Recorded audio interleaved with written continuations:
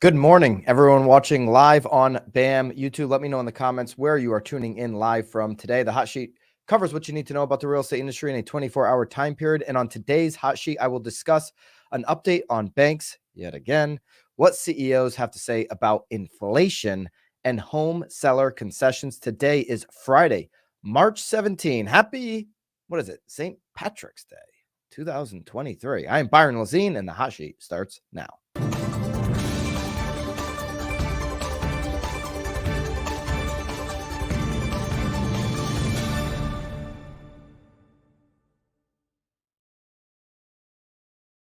If you're expecting a festive hot sheet like me wearing green, I just don't play that game. I don't participate. If everybody said, let's wear green today, I would wear what I wear every day and just ignore that. So my apologies, but if you're celebrating, good for you.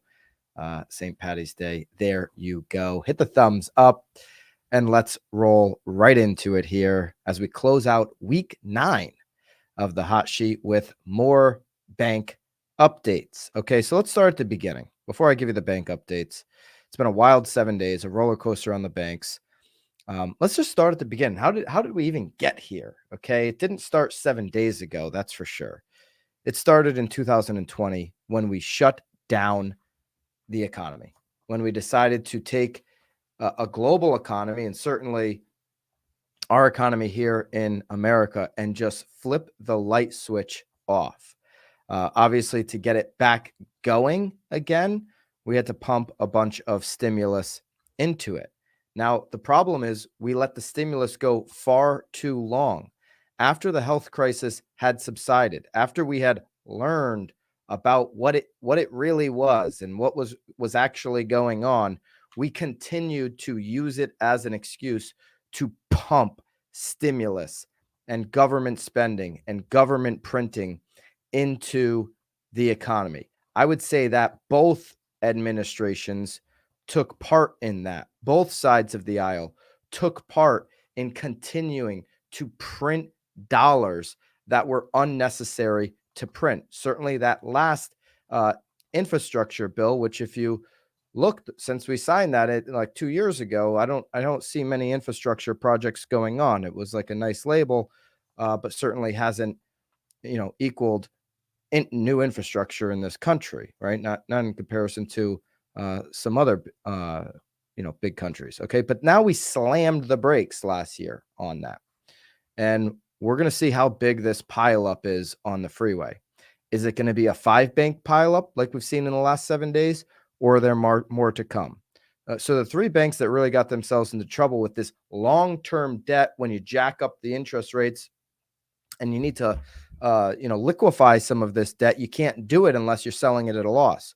Those 3 banks were Silvergate, SVB, Silicon Valley Bank, and Signature. SVB just this morning announced that they're filing Chapter 11 bankruptcy. Okay, so they're going to go and try to sell off these assets and recoup as much as they can. Those 3 banks in the last 7 days have basically either been shut down or bailed out by the government. Okay, and then you've got 2 more banks. You've got 5 banks in the last 7 days, 2 more banks that have created chaos in our markets and in the stock markets and just in the confidence of our banking system in general.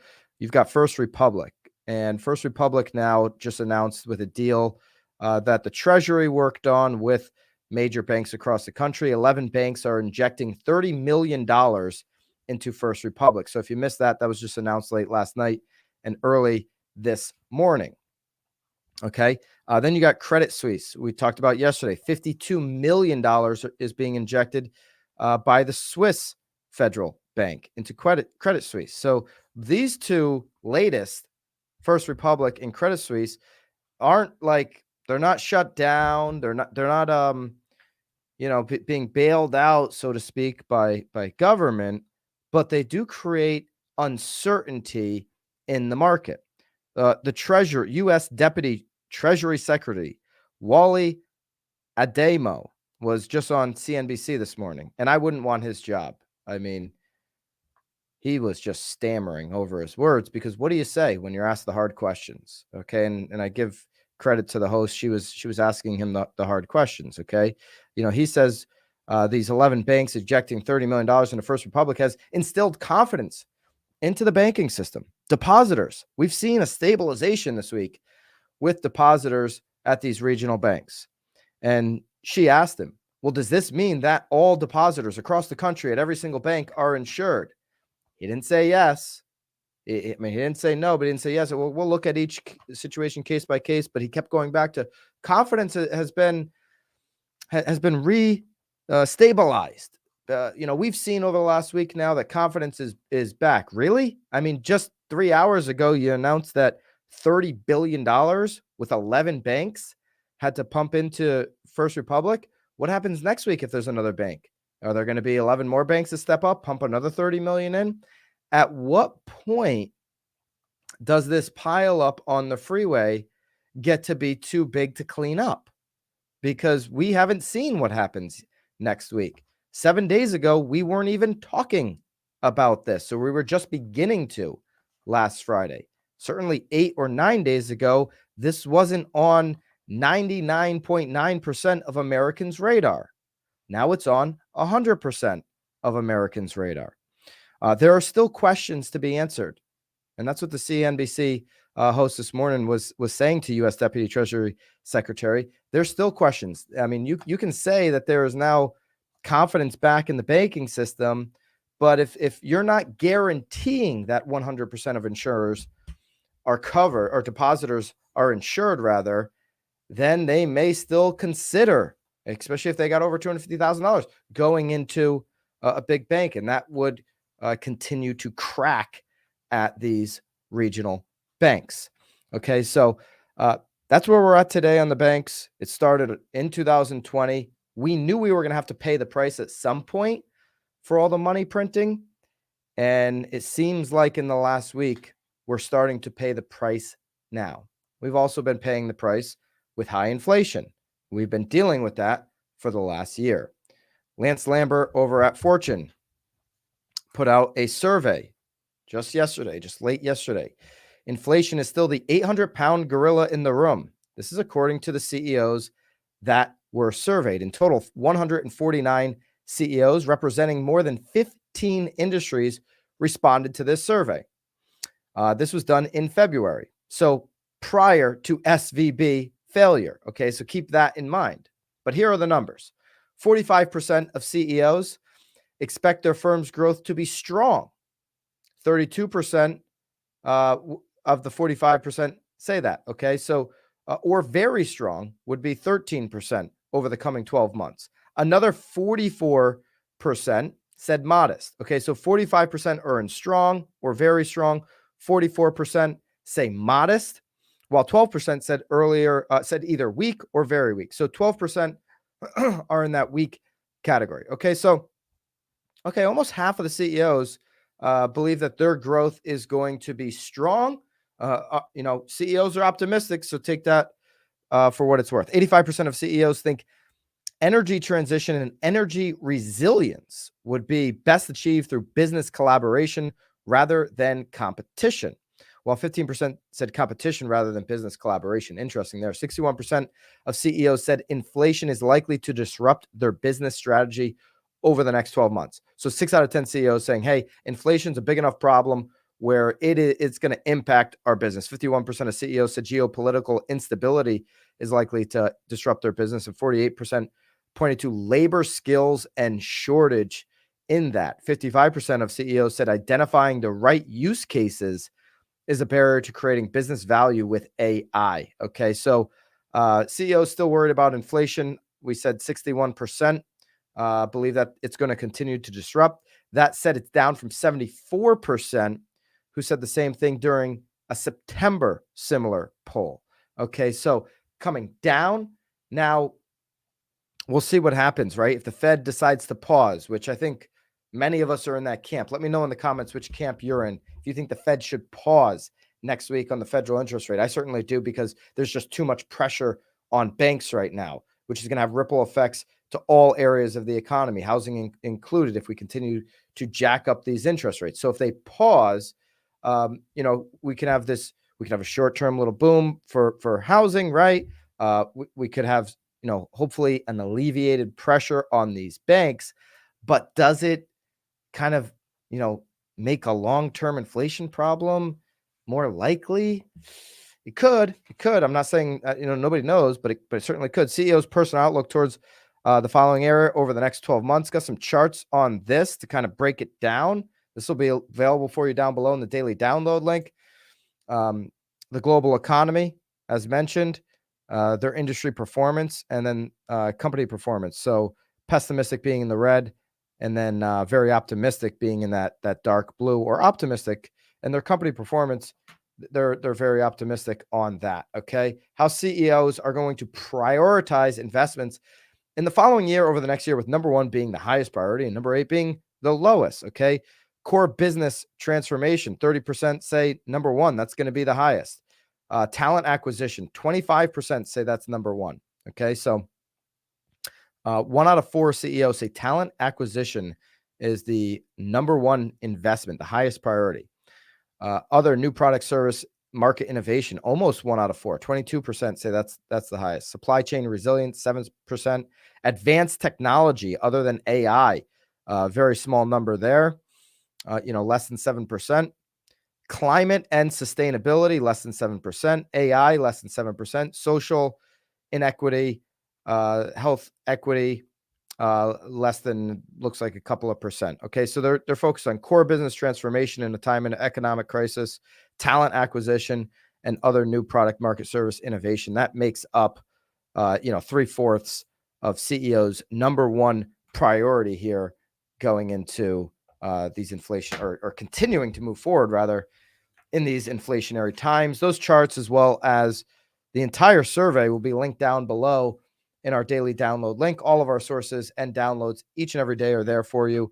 If you sign up once, you get those sent to your inbox every single day. Okay. What seems to be happening every single day is that we talk about, obviously, lack of inventory and the power position that sellers are in. But despite the power position that sellers are in, we are seeing seller concessions on the rise.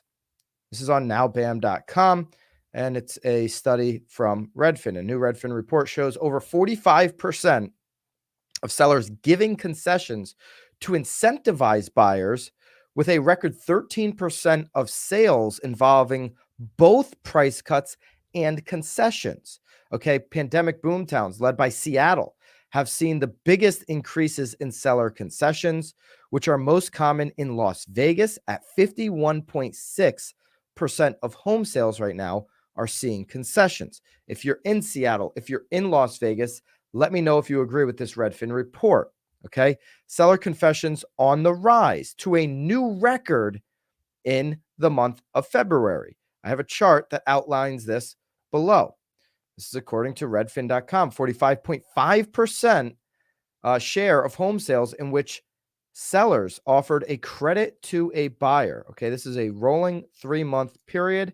February, we're up to 45.5%. That is a new record in February. Certainly the highest we've seen on this chart going back to June 2020. The second highest on this 3-month rolling period was last month, the month prior, rather, January 2023. So seller concessions on the rise. Overall data, this is going to be inclusive of cities like we just mentioned, like Seattle and Las Vegas, that are seeing a much different market than other parts of the country. Let me know in the comments if you agree right now with seller concessions being on the rise in your particular market. Is that price point dependent? Okay. Is that just certain locations of town?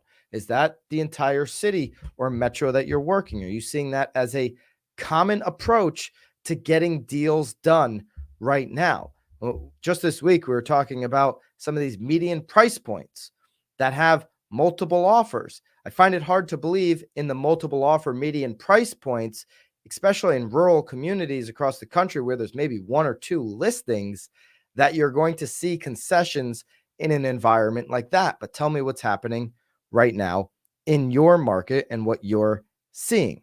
Okay, so how are they sweetening the pot to entice these cash-strapped buyers. Of course, buyers using a mortgage right now have very little wiggle room because of the interest rate. Okay, so they're giving money for needed repairs, money to cover closing costs, and mortgage rate buy downs. Compared to 2021, the market has seen a dramatic shift from buyers making sacrifices to secure home purchases to sellers doing the same to attract a smaller pool of motivated buyers. The average 30-year fixed rate mortgage is now sitting at 6.55. I think that's exactly where it sat yesterday.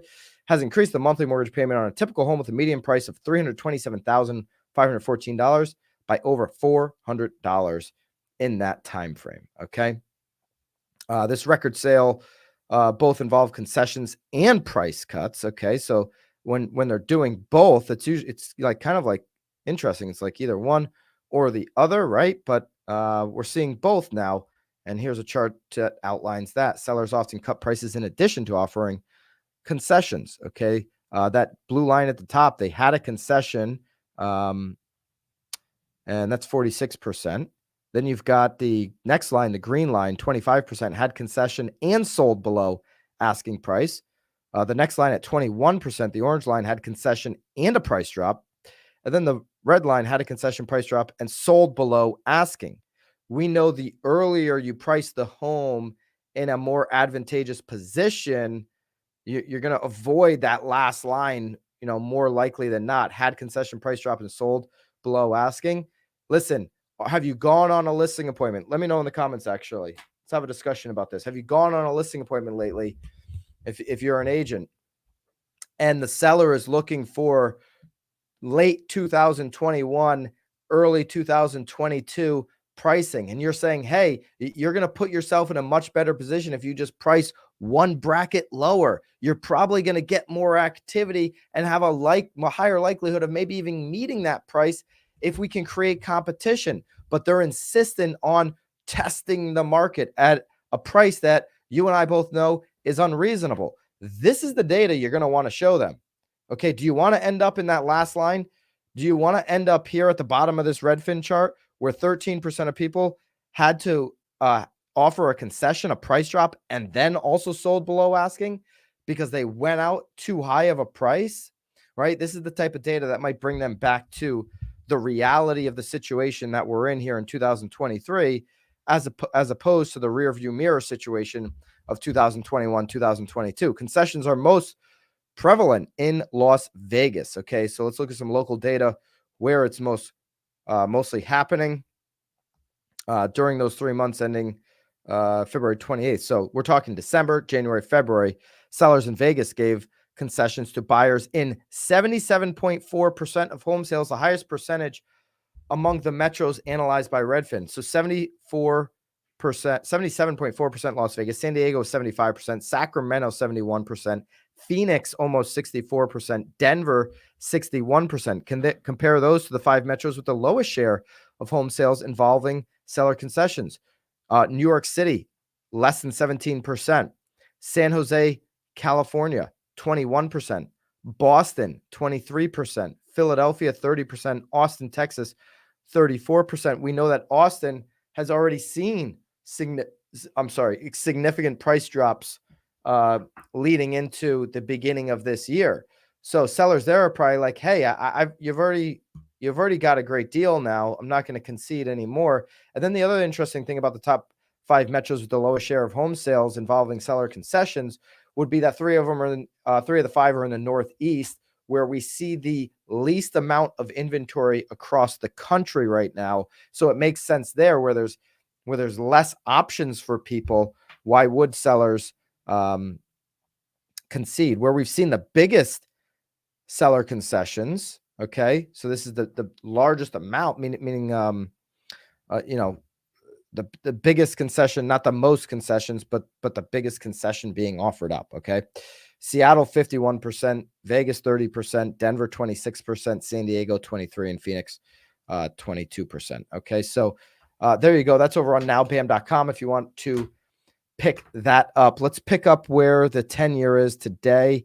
Take a look at where the 30-year fix ended yesterday. Right now, we are ticking down on the 10-year. We're at 3.444. Okay, so we're down I don't know, 13 basis points, it looks like right now, which could be potentially good news for the 30-year later in the day when that read comes out. The Dow is down 250 points right now on some of this banking news. Dow falls Friday as concern over the state of the U.S. banking sector lingers. Okay, the S&P is down, NASDAQ's down, and now we obviously see that the 10-year is down right now. Let's go over to the 30-year fix, see where that ended the day off. And yesterday it ended at 6.69. I thought I saw, so obviously the day before was 655. But we went back up yesterday. Okay, so my mistake. I thought it was still hanging around 655. There might have been two reads yesterday. Sometimes they do that. But yesterday ended at 6.669. So we've had a little bit of a bouncy week, right? From that 675 to 65 range, been bouncing around 0.25%. And at least we're out of the 7 handle right now. Hopefully we come back down to 6.5 with where the 10-year is looking today.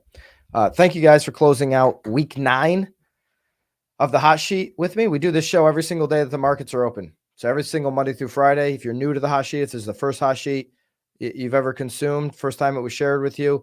We do it every single Monday through Friday that the stock markets are open. The bond markets are open. Okay, 9:30 live Eastern, 6:30 live Pacific time. Whether we're on the road, whether Bam's on the road, whether I'm here in the home studio, no matter where we are, we bring this show to you live every single day that the market's open. So consider subscribing to the channel if this is your first time checking out the hot sheet so that you do not miss one. And if you don't want to miss our new ebook, which is video equipment for every single budget, we have that down below. That's a free download for you. It's a fantastic ebook with every single price point broken up, low price point, medium, big, whatever you need. That's down below for you as well. Hope everybody has a really great Friday and end to your week going into the weekend. Next week, Bam's going to be in Portland, Oregon, where we're taking the hot sheet over to the Turn On event from 1000 Watt. Maybe we can link. I don't know if there's still tickets, but we'll link it up down below just in case there are a few remaining tickets.